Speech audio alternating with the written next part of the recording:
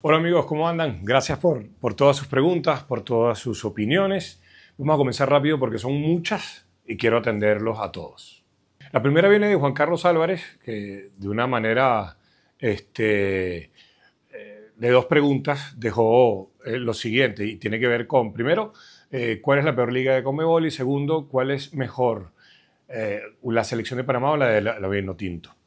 Primero, la peor liga de Conmebol, Juan Carlos, lo establece, no es un tema que venga de mi parte, sino que lo establece la Federación de Historia y Estadística y ha sido la Liga Venezolana. Estos rankings se hacen a final de cada año y se publican a principios del año siguiente. En cuanto a Panamá y a la Vinotinto, tienen que jugar o tendrían que jugar para uno establecer cuál es mejor.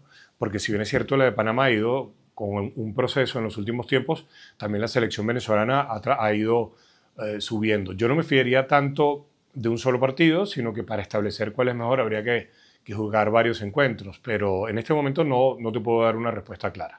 Óscar Castro R me pregunta sobre aquella vieja idea de si estar en CONCACAF o en CONMEBOL. Lo primero que quiero establecer es que esto nunca fue planteado realmente ni en el seno de CONMEBOL ni en el seno de FIFA. Esto, a mi parecer, porque es una opinión que va o que tiene mucho tiempo, esto debe haber nacido de alguna conversación con algún viejo dirigente de la Federación Venezolana de Fútbol, no tiene ningún tipo de sustento geográfico, etc. Así que para mí nunca hubo un debate. Para mí lo que hubo fue simplemente alguien de la federación, no me atrevo a decir quién porque sería una exageración de mi parte, que simplemente tiró esa teoría o tiró esa voluntad. Bueno, tendríamos que estar en CONCACAF porque entonces, bueno, la verdad no tiene ningún tipo de sustento. Nosotros estamos en CONMEBOL y hay que luchar en CONMEBOL, jugar y ganarse las cosas en CONMEBOL, que además me parece mejor. ¿Por qué? Porque aumenta la competitividad.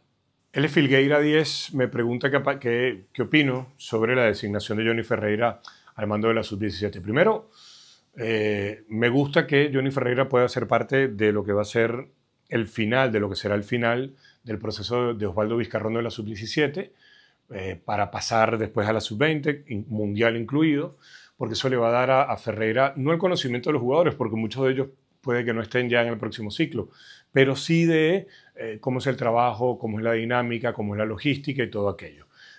Lo segundo, a ver, Ferreira fue parte importantísima en la reconstrucción de un Monagas que desde hace mucho tiempo viene trabajando con canteras, con scouting, porque lo que ha hecho Monagas muy bien, a diferencia de muchos equipos, es el scouting de su zona, buscar jugadores, formarlos. Entonces yo creo que puede ser una decisión muy positiva. ¿Y por qué hablo en potencial y no con seguridad? Porque esto es fútbol. Lo importante aquí es que la federación crea en Ferreira y le dé las mismas herramientas que de una u otra manera le han dado a Osvaldo Vizcarrondo. Pero en principio me parece una muy buena decisión. Yadi ZT, bueno, manda su opinión de que para que haya pasión en el fútbol en el país debemos extrapolar como vimos el fútbol en los Andes. Lo que pasa, Yadis, ojo, yo no voy a contrariar de que en la región andina se lleva el fútbol con mucha pasión, eso es una realidad. Pero es que tú no puedes extrapolar, esto va de crear cultura, de ir poco a poco, de que los equipos además atiendan a sus comunidades para que se conviertan en instituciones representativas del ser de cada uno que vive precisamente en esas zonas. Entonces, esto es interesante que se siga haciendo y que no los equipos a los 10 años, por ejemplo, en determinadas regiones del país desaparezcan. No, sino que tengan que...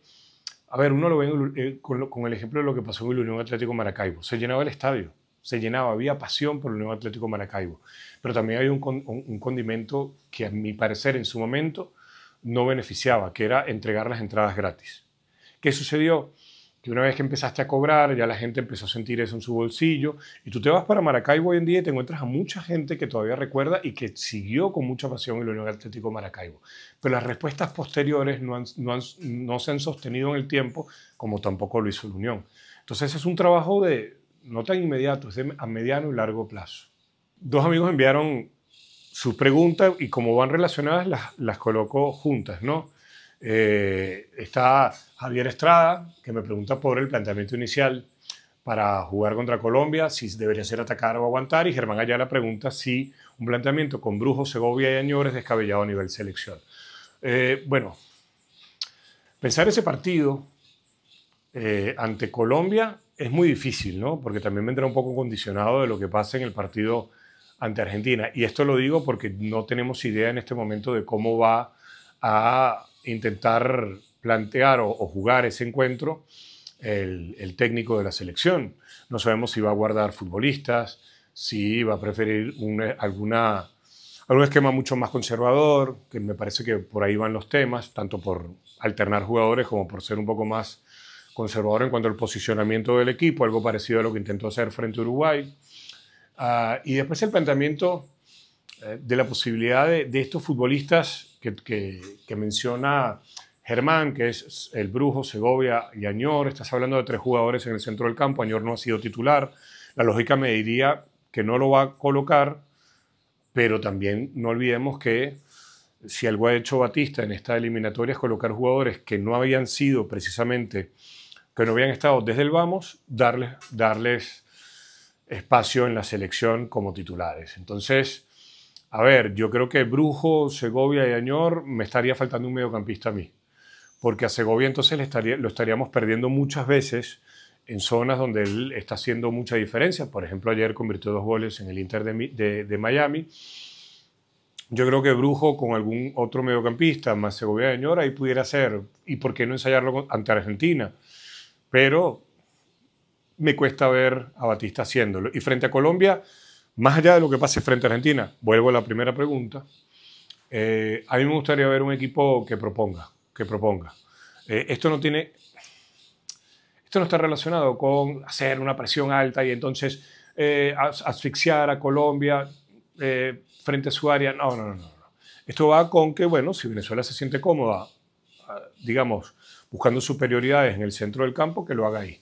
Que lo haga ahí a partir de la recuperación de la pelota, que sean varios los protagonistas de los avances hacia el campo contrario. Tampoco lo veo porque Venezuela, pocas son las ocasiones en las que ha intentado desde los mediocampistas ser protagonista. Entonces yo creo que va a ser una selección que esperará, que se ubicará, no me gusta la palabra esperar, que se ubicará, digamos, con un Rondón casi en el centro del campo y a partir de ahí los otros futbolistas hacia atrás, que cuando recupere la pelota tratará de con jugadores rápidos sacar provecho de los espacios y lo propio con Salomón Rondón intentando pivotear.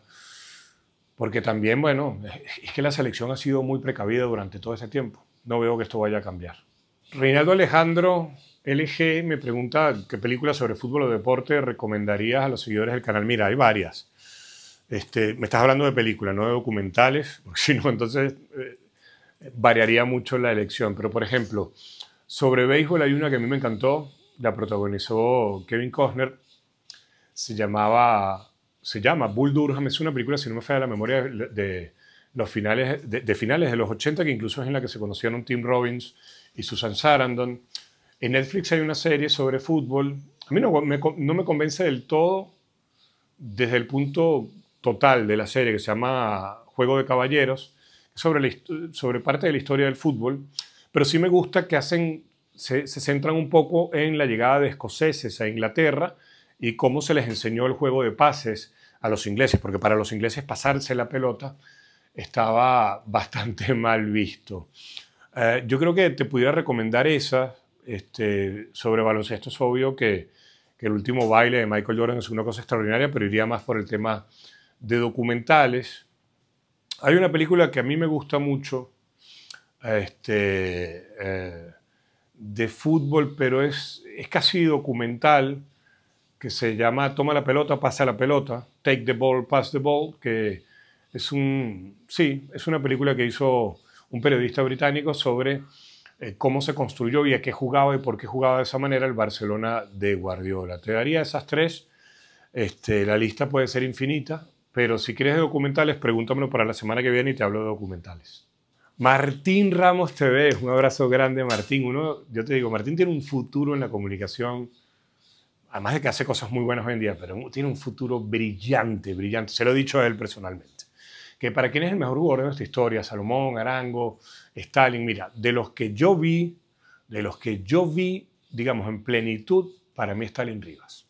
Para mí Stalin Rivas. Mi ídolo fue Gaby Miranda. Arango, además de lo enorme futbolista, con unas condiciones extraordinarias, porque el hecho de que a mí me haya gustado más Stalin no va en detrimento de Arango, pero Arango rompió todas las barreras en cuanto a los venezolanos en el extranjero.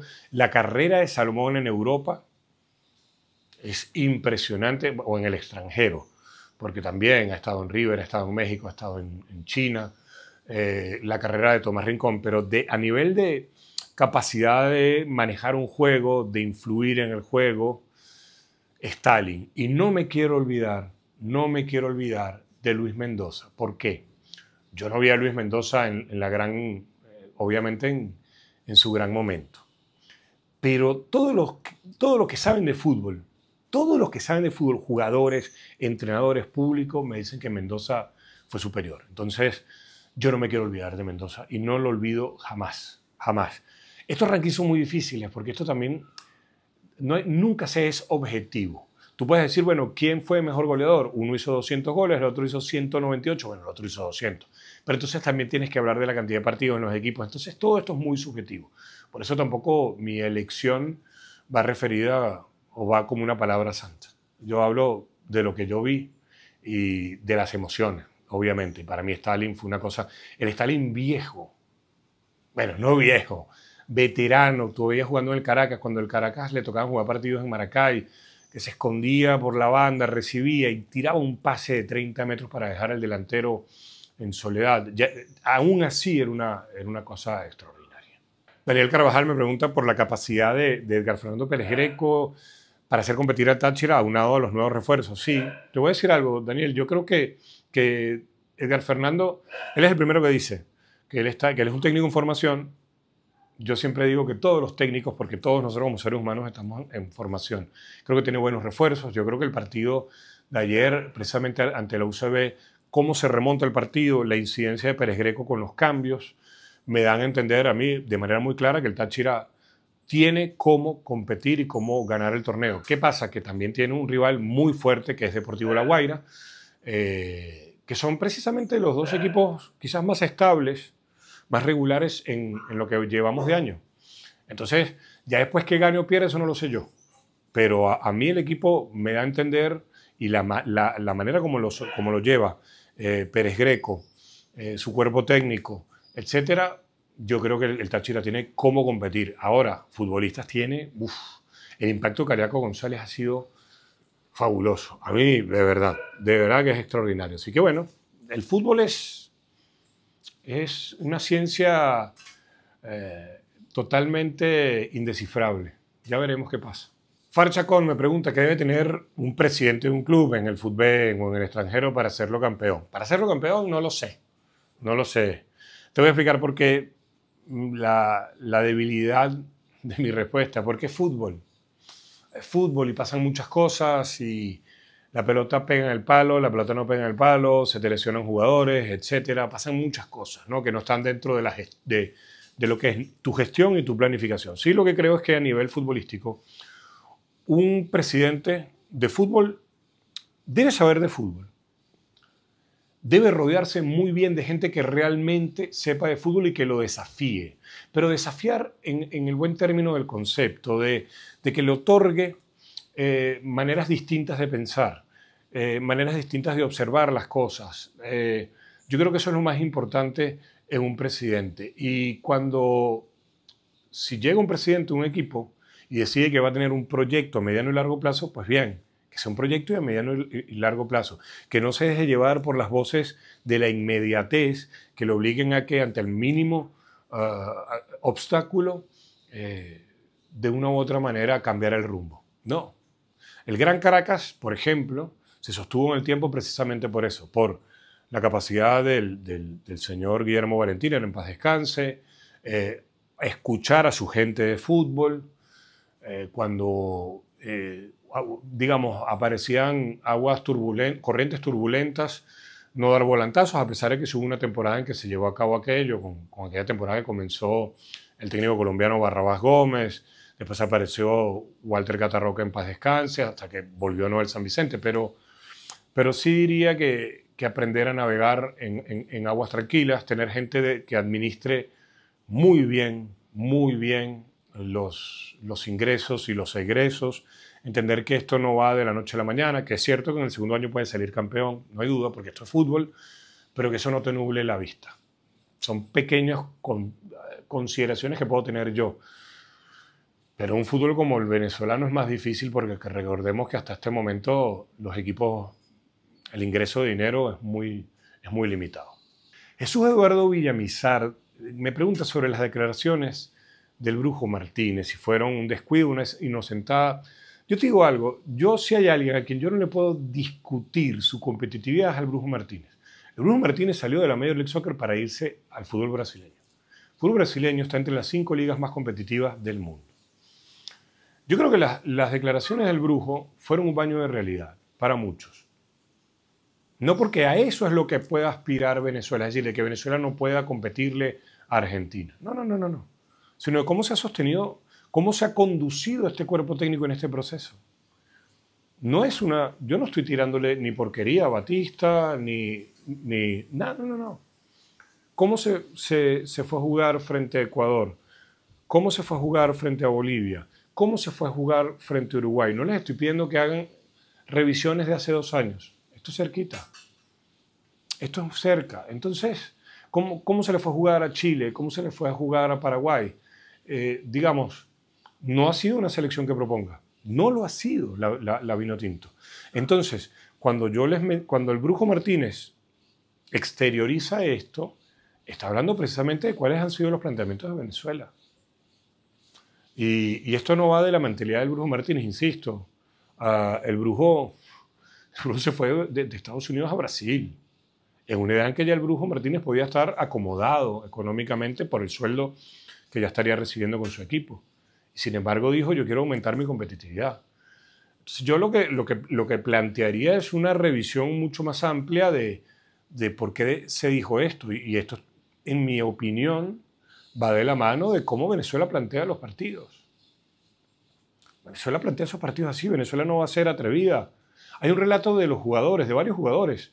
El mismo Héctor González, el Turbo, lo comenta en este canal, en mi canal, de cómo los jugadores, tras haber perdido 5-0 frente a Argentina, en Argentina sintieron que, sí está bien, nos golearon, pero nos estábamos sintiendo que podíamos jugar a algo. Eso no lo vas a encontrar en esta selección, y no por los futbolistas, sino porque la manera de jugar ha sido esta. También entendamos lo siguiente. Son 7 cupos. Conmebol y FIFA han ido quitándole competitividad al Mundial. Lo lamento. Es una obviedad. 7 Guille 7, un saludo Guille. ¿Por qué puede ser que Plasencia esté subvalorado en la historia del Caracas por parte de la institución? No sé si por parte de la institución. No lo sé. No puedo ser tan contundente. Sí te digo que el profe Plasencia es un técnico subvalorado en la historia del fútbol venezolano. Porque fíjate que no se le hacen mayores reconocimientos, en las tertulias futbolísticas no se le menciona a un tipo que sabe mucho de fútbol, muchísimo. Yo le agradezco muchas cosas al profe Plasencia, un tipo querido por incluso entrenadores extranjeros, un tipo que además ayudó a construir el Caracas de verdad. Y yo no sé si... No, es que no quiero entrar en cuestiones que sean personales del profe Plasencia, no lo sé. Pero sí que valdría tenerlo más en consideración en muchas cosas el profe, ¿no? Un tipo que ganó mucho, que construyó mucho, que además en otros equipos, cuando Plasencia se fue al Táchira tenía muy poco presupuesto. El Táchira salía de San Cristóbal para estar en Caracas por la remodelación de Pueblo Nuevo de cara a la Copa América, y Plasencia le dijo que tenían que hacer un Táchira de tachirenses, y se enfocó que eso es alguien con mucha visión. No sé si está subvalorado en Caracas. Lo que yo no entiendo es que Caracas, por ejemplo, no tenga una publicación que se lee, una publicación, me refiero a un libro, celebrando su existencia, cosa que tampoco tiene el Táchira. Yo no entiendo esas cosas en el fútbol venezolano. Eduardo Terán manda comentarios a mí, y se los agradezco, Eduardo, sobre mi mayor cambio de perspectiva en el fútbol, te agradezco, por supuesto, que me sigas de tiempo de Sport Plus, de eso hace mucho tiempo. Y bueno, le agradezco el comentario. Mira, mi mayor cambio de perspectiva, Eduardo, fue cuando en España empezaron a jugar Real Madrid, Barcelona, sobre todo cuando lo comandaban Pep Guardiola y José Mourinho. Yo creo que esos dos entrenadores fueron los que me llevaron a mí a cambiar un poco la perspectiva, pero no porque a mí se me ocurriera, sino porque empecé a investigar mucho de metodología, la metodología que se llevaba a cabo en el Barcelona, que ya tenía años, pero que obviamente con la aparición del Internet y la aparición de un equipo como el de Guardiola fue muy posible acercarse al conocimiento, más allá de las amistades que la vida del fútbol me fueron dando posteriormente, y también, por supuesto, con la de Mourinho, con la periodización táctica, porque la del Barcelona, todo lo que era el entrenamiento estructurado, Paco Seirulo, después con la periodización táctica, el profesor Víctor Frade, Julio Garganta. Si te interesa Julio Garganta, hay una conversación aquí con el profe. Si te interesa Paco Seirulo, también una conversación aquí en el canal con el maestro. Pero a mí me sirvió mucho para cuestionar cosas desde lo que empezaba a escuchar de los entrenadores, ¿no? Pero sí te puedo decir que también uno de los entrenadores posteriormente que me llevó a cuestionar cosas fue Marcelo Bielsa, y a nivel periodístico Dante Panzeri, la obra de Dante Panzeri. Y cuando hablo de la obra no me refiero solamente al tan cacareado libro Fútbol Dinámica de lo Impensado, que ese es un título que yo creo que Dante Panzeri se revuelca en su tumba porque lo mencionan permanentemente sin haber leído con profundidad y sin haber meditado sobre el contenido del gran Panzeri. Pero por ahí iban yendo mis cambios, pero futbolísticamente, en cuanto a entrenamiento, en cuanto a maneras como se plantean las cosas, en cuanto a recuperación de los futbolistas, fatiga cognitiva, y después obviamente conversar con Juan Manuel Lillo, a mí también me cambió muchísimo la perspectiva de cómo ver el fútbol. Juber Calderón, ¿por qué crees que hay una guerra del periodismo? Este es un tema interesante. ¿Por qué crees que hay una guerra del periodismo futbolístico moderno contra el periodismo contra el periodismo no, contra el béisbol? En lugar de copiar lo bueno del béisbol. Es una pregunta. Yo no tengo la raíz de eso, Juber. No lo entiendo, no lo comprendo. Yo veo béisbol todos los días, todos los benditos días. Es un juego que me encanta. Fue mi primer amor. Lo primero que yo jugué, ya a nivel organizado, cuando tenía 6 años, en primer grado, fue béisbol. Mi colegio no tenía fútbol. Ese primer colegio. Entonces, obviamente, jugaba béisbol y jugaba futbolito. Yo nunca podré entender eso. Lo que pasa en este país con algunos comunicadores hacia el béisbol. Creo en la libertad de expresión, cada quien que exprese lo que quiera, lo cual no quiere decir que toda opinión tenga importancia. Me río porque pienso en una manifestación de Juan Malillo que fue extraordinaria, cuando él estaba con Nacional en Colombia, con Atlético Nacional. Pero yo creo que, a ver, te voy a dar un ejemplo. A mí me encanta el rock, pero también me encanta el jazz. Y también me fascina la música clásica. Y hay cosas de la música electrónica, de géneros de la música electrónica, como por ejemplo el acid techno, el hardcore, que siempre me gustaron y siempre me van a gustar. Yo creo que cuando tú los límites te los pones tú mismo. Yo no entiendo eso que pasa en Venezuela de querer denigrar al béisbol por mostrarte como un mayor defensor del fútbol. Cada quien hace lo que quiera, pero yo no lo haría, no lo hago. Y además entiendo que eso es ponerse límites. Y los límites precisamente reducen nuestra capacidad de aprendizaje y de disfrute en la vida. Franco Bert 15 me pregunta sobre el tema de que se está hablando de que a Bolivia le quiten los puntos por dopaje de futbolistas. Mira, Franco, por ahora, en este momento eso no tiene, digamos, no va a ser real, no tiene asidero, porque no olvidemos que uno de los futbolistas fue suspendido por dopaje en una actuación con su selección, y Ramiro Vaca fue suspendido por jugar en torneos de Conmebol, pero no con la selección, sino torneos de clubes. El reglamento es muy claro, establece que tienen que ser 2 o más jugadores de un equipo. Entonces yo por ahora no lo veo. No, hasta que si aparece otro futbolista boliviano por dopaje en la selección, ahí habría que revisar cuándo fue ese dopaje, etc. Pero bueno, por ahora no le veo mayor recorrido y siempre pasa esto al final de las eliminatorias con muchos rumores y después no llegan a convertirse en realidad. Pero de todas maneras, hasta que no haya un hecho comprobado no podemos tener una opinión cierta. Luis Sanz, Bocha estuvo viendo el fútbol, ¿por qué? Sabiendo que si no les dio chance antes, ahora menos. Yo no tengo respuesta, Luisma, no la tengo.